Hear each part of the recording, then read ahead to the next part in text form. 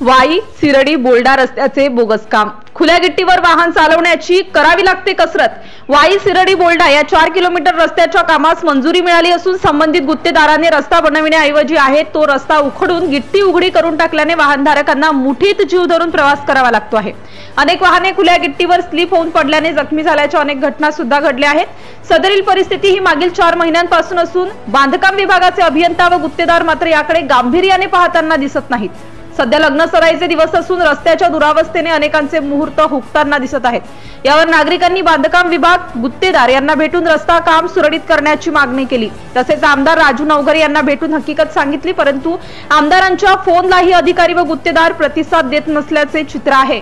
मोठा अपघात होऊन जीवितहानी होण्यापूर्वी वरिष्ठ विभागाने याकडे लक्ष देऊन तात्काळ रस्त्याचे काम पूर्ण करावे अशी मागणी नागरिकांकडून केली जात आहे। प्रतिनिधी अनिता चव्हाण, वसमत।